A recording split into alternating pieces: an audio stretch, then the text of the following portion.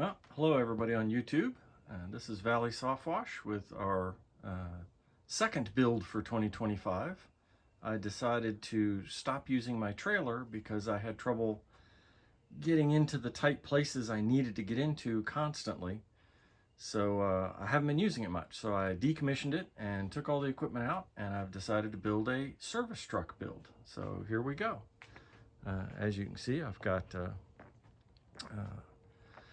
5.5 gallon per minute V-twin there, and I've got a 4 gallon a minute on the right hand side. I like the V-twins, and we'll pop our nose in the compartments. It's a little busy. I was out working today. This is a power switch for the starting of these two motors, so you don't have to have anybody fiddling around with them when you're parked. This is kind of my personal stuff bin, you know, gloves, sunglasses, boots, rain suits, hats, towels, sunblock, hard hat for when I'm at commercial jobs and things, towels. The start battery for the V-twins is in here with a little battery switch and a voltmeter on it. This compartment, I've got my 2 fuel tanks, 6 gallons for each machine. There's a fuel pump hidden. It's not hidden, but it's back here. As these machines get older, they don't have enough crankcase vacuum if the pistons kind of wear out, piston rings. And I had trouble with my 4 gallon pulling fuel vertically. If the tank was up on the same level as the machine, no problem. But as soon as I put the machine above it, it would stall. So that's just a little electric fuel pump. And the switch is right here. It's easy to do. But that's fuel tanks, and they're easy to fill because they're right here on the side where you fill everything. This compartment is just kind of my spare stuff. It's all my straps. Chemicals are hiding in here, more chemicals down there, extra whips, 100 feet of extra hose, oil, nothing too important. As we come around the back,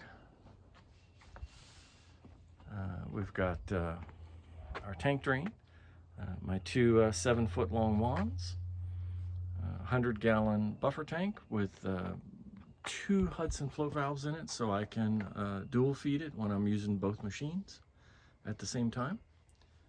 50 gallon chem tank. I tend to batch mix a lot. Don't know why, just it's the way I've done a lot of stuff. So this is, I've just got it set up right now as a batch mixing tank. I can draw from it with whatever I want. There's a chemical injector kind of laying loose up there, and my soft wash suction tube is in there right now. Surface cleaner. I'm going to build a little holder so it actually hangs up there a little better and is lockable. I don't like those things walking away. This is all my intakes. They're all on quick connects. The green is my soft wash system. I decided to make it so I can connect it when I want it and disconnect it when I don't want it. I like the idea of taking it out in the winter. I cracked a couple of pumps over the years. I thought I had them dealt with antifreeze, but they weren't all the way. So I built this wooden plate, if you will, and that's actually held on with magnets, 2 great big strip magnets across the back. So I can just pull this out and take it in the house. It takes me 5 minutes. I undo a connection right there from the battery and walk in the house with it. So if it gets cold in the winter, it lives inside. And I just did everything with quick connects. You know, there's our water supply from the tank coming in. We've got some proper mixing valves up there, so I can mix my ratios out of the batch tank as I want them. And then, excuse me, the output is this bright green one, kind of yellow one, and that just goes up to my soft hose reel. That's a remote soap injector control that I built so that you can connect it to anything. Inside, I've got a little boat control panel, and this is, I've got it set up so this is just a main cutoff. This is the soap injector power, and this is my compartment lights. So I've got lights up in all the compartments that run all over the place. Of course, I've got wands hanging. I like my wands organized. Fittings, parts, extra stuff. This compartment has some more rubber gloves, towels. It's got my property protection bag in it. Little magnetic tray up there, some wasp spray, spray jugs, just miscellaneous stuff over here. And of course I've got my hose reels up on top. This setup really has been working well.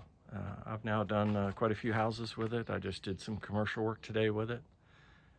And it's very, very mobile. You can just roll into anywhere with these things and know you can get close to your job site. But just simple little service truck, F-250. This is a 2-wheel drive, and found it used. It's almost 100% rust-free, so I figure I'll get a few years out of it and prove my concept to myself a little bit, and then over time I'll invest in a newer truck, and I'll just transfer all this over to a newer truck and maybe get some stainless steel hose reels and make it look a little better. But at this point in time, this system really rocks well. I was out on a job today, and everything was where I needed it, and everything worked right. So it's nice to have all the toys. But this is our pressure washing service truck build, and hope you guys figure out what works for you and make something that does your job. And as always, have a great season. 2025 is here. Let's go make some money. See ya.